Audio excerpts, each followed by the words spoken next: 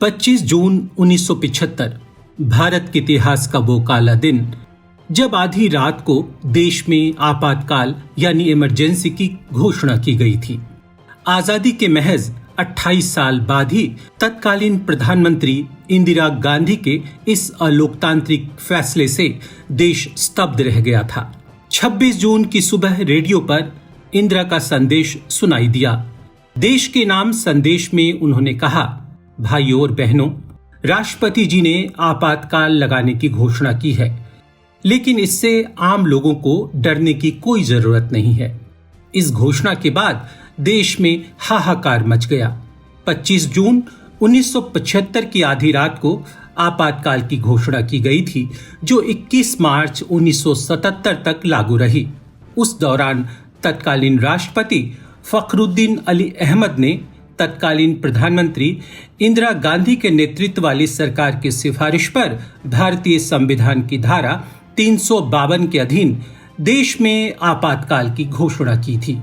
तब आपातकाल लागू करने के पीछे कई कारण थे, लेकिन सबसे अहम वजह थी 12 जून 1975 को इलाहाबाद हाई कोर्ट की ओर से इंदिरा गांधी के खिलाफ दिया गया वो फैसला।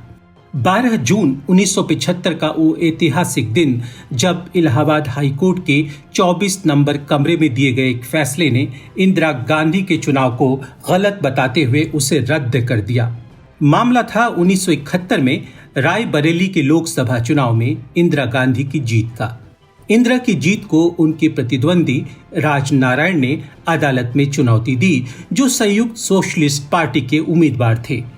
राजनारायण को इंदिरा गांधी ने भारी मतों के अंतर से हराया था, जबकि राजनारायण अपनी जीत के प्रति इतने आश्वस्त थे कि चुनावी नतीजा आने से पहले ही उनके समर्थकों ने वहां विजय जुलूस निकाल दिया था। राजनारायण ने अदालत का दरवाजा खटखटाया और अपील की। इंदिरा गांधी ने चुनाव जीतने के लिए सरकारी मशीनरी और संसाधनों का दुरुपयोग किया है, इसलिए ये चुनाव रद्द किया जाए। राजनारायण की याचिका में 7 मुद्दे थे जो इंदिरा गांधी के खिलाफ लगाए गए थे। मामला जस्टिस जगमोहन लाल सिन्हा की कोर्ट में लगा था। जस्टिस सिन्हा ने दोनों पक्षों की दलीलों को सुना और उसके बाद प्रधानमंत्री इंदिरा गांधी को बयान दर्ज कराने के लिए अदालत में पेश होने का आदेश दिया। 18 मार्च 1975 की वो तारीख थी जब भारत के इतिहास में पहली बार किसी मुकदमे में प्रधानमंत्री को कोर्ट में पेश होना था। राजनारायण की ओर से वकील थे शांति भूषण और इंदिरा गांधी की पैरवी कर रहे थे SC खरे। इंदिरा गांधी को जज के समक्ष पेश होना था, तो सवाल यह उठता था कि प्रधानमंत्री के आने पर क्या कोर्ट में मौजूद लोगों को खड़ा होना होगा। इंदिरा के कोर्ट में प्रवेश करने से ठीक पहले जस्टिस सिन्हा ने कहा, अदालत में लोग तभी खड़े होते हैं जब जज आते हैं, इसलिए श्रीमती इंदिरा गांधी के आने पर किसी को खड़े होने की जरूरत नहीं है। उस दिन अदालत में लोगों को आने के लिए पास लेने पड़े। जस्टिस सिन्हा ने किसी भी सिक्योरिटी या पुलिस को अदालत के अंदर आने की मनाही कर दी थी। मिसेज गांधी जब अदालत में दाखिल हुई तो वकीलों की कुर्सी से ऊंची कुर्सी और जज की कुर्सी से छोटी कुर्सी पर जाकर बैठी। वो शांत और सौम्य मुद्रा में कुर्सी पर बैठी रही। 5 घंटे तक उनसे शांति भूषण के सवाल जवाब हुए।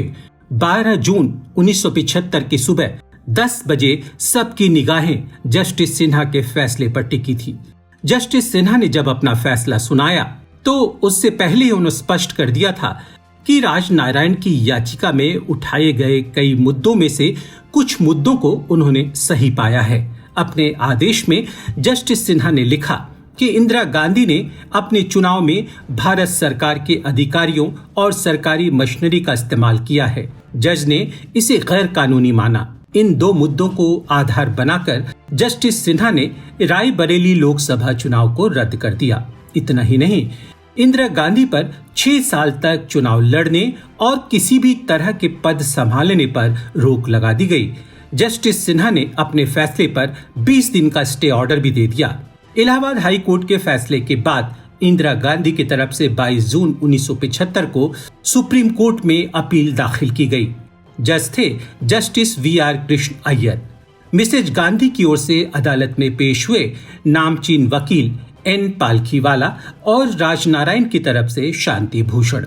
जस्टिस अय्यर ने फैसला दिया था कि इंदिरा गांधी संसद की कार्रवाई में भाग तो ले सकती हैं, लेकिन वोट नहीं कर सकती, अर्थात उनकी लोकसभा सदस्यता बरकरार रह सकती है।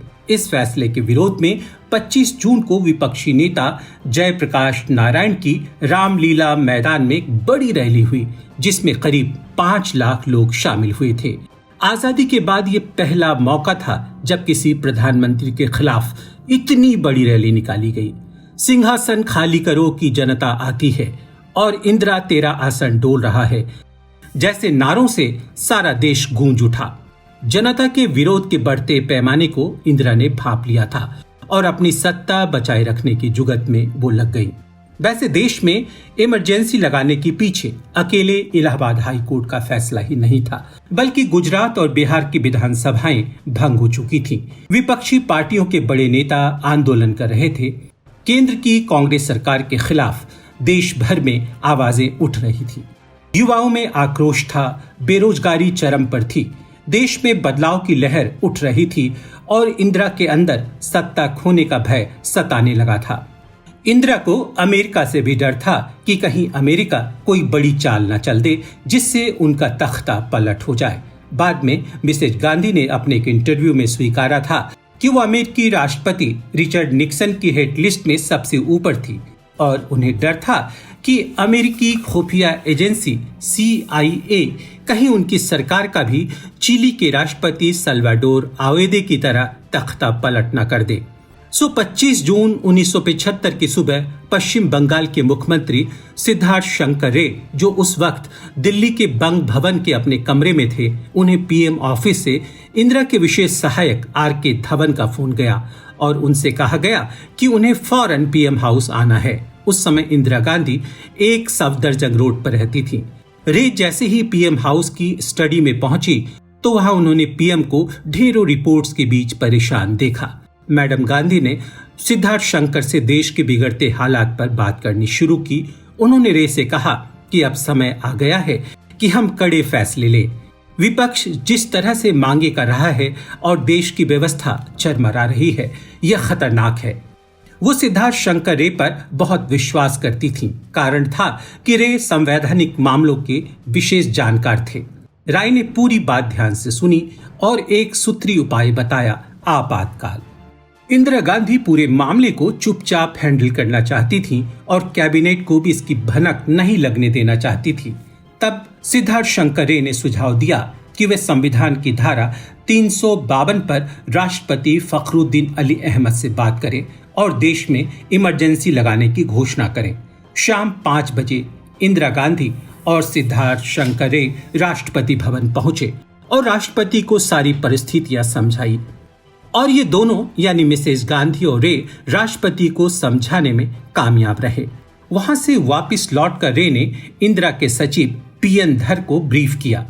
धर ने अपने टाइपिस्ट को बुलाकर आपातकाल की घोषणा के प्रस्ताव को डिक्टेट कराया और आपातकाल का मसौदा जब तक तैयार हुआ तब तक रात के 11:30 बज चुके थे।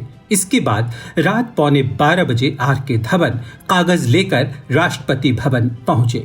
राष्ट्रपति फखरुद्दीन अली अहमद ने इन कागजात पर हस्ताक्षर कर दिए और 26 जून की सुबह 8 बजे आकाशवाणी पर इसकी घोषणा हुई।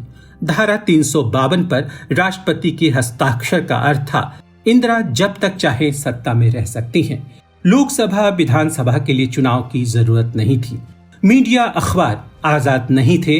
सरकार कैसा भी कानून पास करा सकती थी। इसके बाद इंदिरा ने सुबह 6 बजे कैबिनेट की मीटिंग बुलाई। जहां एक और इंदिरा कैबिनेट मीटिंग की तैयारियों में जुटी थी, वहीं उनके छोटे पुत्र संजय गांधी RK धवन और ओम मेहता के साथ मिलकर जिन नेताओं को जेल भेजना था उसकी लिस्ट तैयार कर रहे थे। दूसरे कमरे में PM को सुबह आकाशवाणी पर क्या बोलना है इसका संदेश भी तैयार हो रहा था।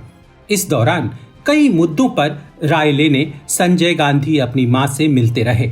मीडिया पर लगाम लगाने के लिए सेंसरशिप लागू करना, अखबार के दफ्तरों में बिजली काटने जैसी योजनाएं शक्ल ले रही थी। पर इंदिरा के तब के आपातकाल की कार्यवाही के मुख्य सलाहकार रे मीडिया पर पाबंदी लगाने के विरोध में थे। तब इंदिरा ने उन्हें आश्वासन दिया था कि ऐसा कुछ नहीं होगा, लेकिन हुआ इसका उल्टा। 26 जून को मीडिया पर पाबंदी लगा दी गई। अखबार के दफ्तरों की मशीनें ठप हो गई। केवल स्टेट्समैन और हिंदुस्तान अखबार ही छप सके, क्योंकि इनके दफ्तर बहादुर शाह जफर मार्ग पर नहीं थे।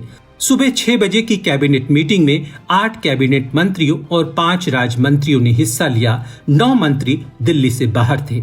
जैसे ही ये मंत्री मीटिंग के लिए अंदर आए, उन्हें इमरजेंसी लगाने की घोषणा से अवगत कराया गया और इन्हें गिरफ्तार नेताओं की लिस्ट थमा दी गई। इंदिरा ने मीटिंग को ब्रीफ करते हुए बताया कि आपातकाल क्यों लगाना पड़ा। किसी मंत्री के कुछ पूछने की हिम्मत नहीं हुई। बस एक रक्षा मंत्री स्वर्ण सिंह ने सवाल किया कि किस कानून के तहत विपक्षी नेताओं की गिरफ्तारियां हुई है। इंदिरा ने बहुत धीमे से जवाब दिया, जिसे वहां मौजूद लोग सुन नहीं पाए। कैबिनेट मीटिंग में न कोई मंत्रणा हुई, न मतदान हुआ और इमरजेंसी को मंजूरी देने वाली बैठक आधे घंटे में खत्म हो गई। माना जाता है कि 8 जनवरी 1975 को सिद्धार्थ शंकर रे ने इंदिरा गांधी को एक चिट्ठी भेजी थी, जिसमें आपातकाल की पूरी योजना वर्णित थी। सिद्धार्थ शंकर रे, कानून मंत्री HR गोखले, कांग्रेस अध्यक्ष देवकांत बरवा और रजनी पटेल ने मिलकर आपातकाल की रूपरेखा तैयार की थी। कैबिनेट की बैठक में सूचना एवं प्रसारण मंत्री इंद्र कुमार गुजराल भी मौजूद थे। बैठक खत्म होने के बाद गुजराल ने साथ के कमरे में संजय गांधी से मुलाकात की। संजय ने गुजराल को कहा कि रेडियो पर जो भी खबरें जाएंगी उससे पहले मुझे दिखाया जाए। गुजराल ने विरोध दर्ज कराते हुए कहा कि खबरें गुप्त दस्तावेज होती हैं, उनके प्रसारण से पहले उन्हें कोई देख नहीं सकता। यहाँ तक कि गुजराल भी नहीं। गुजराल समझ चुके थे कि आपातकाल के दौर में फैसले कौन ले रहा है। आपातकाल की घोषणा होने से पहले ही रात 2 बजे से विपक्षी नेताओं की गिरफ्तारियां शुरू हो गई थी। कैबिनेट की मीटिंग के बाद इंदिरा गांधी सोने चली गईं। तब तक जयप्रकाश नारायण, जो रैली के चलते दिल्ली में थे, और उनके साथ मोरारजी देसाई को गिरफ्तार कर लिया गया। सभी दलों के बड़े नेताओं को रोहतक की जेल में रखा गया। मीसा एक्ट 1971 के तहत नेताओं को रोहतक जेल भेजा गया था, जहां बैरक कम पड़ गई तो जेल के भीतर खुले मैदान में सबको इकट्ठा किया गया, जहां खाने पीने की भी कोई व्यवस्था नहीं थी।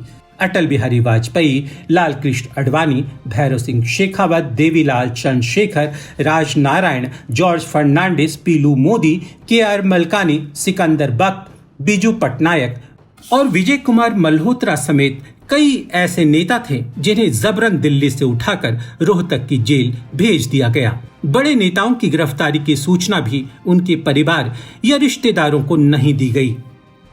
उन्हें कहां रखा गया है, इस बात की किसी को कोई भनक नहीं थी। इमरजेंसी लागू होने के पहले सप्ताह में 15,000 लोगों को बंदी बनाया गया। सारी डाक सेंसर होने लगी। पुलिस का दमनकारी चेहरा खुलकर सामने आ गया। जैसे गिरफ्तार नेताओं को सोने ना देना, भूखा रखना और भूखे रहने के बाद ढेर सारा खाना खिलाकर आराम न करने देना, घंटों खड़ा रखना पुलिसिया बर्बरता का एक रूटीन बन चुका था। महिला बंदियों के साथ भी अशोभनीय व्यवहार किया गया। विजय राजे सिंधिया और जयपुर की महारानी गायत्री देवी को असामाजिक और बीमार कैदियों के साथ रखा गया। महाराष्ट्र की मृणाल गोरे और दुर्गा भागवत को पागलों के बीच रखा गया। श्रीलता स्वामीनाथन के साथ अभद्र व्यवहार किया गया। आपातकाल की घोषणा से पहले सभी राज्यों के मुख्य सचिवों को विपक्षी नेताओं की गिरफ्तारी के आदेश दे दिए गए थे। बंदियों में लगभग सभी प्रमुख सांसद थे।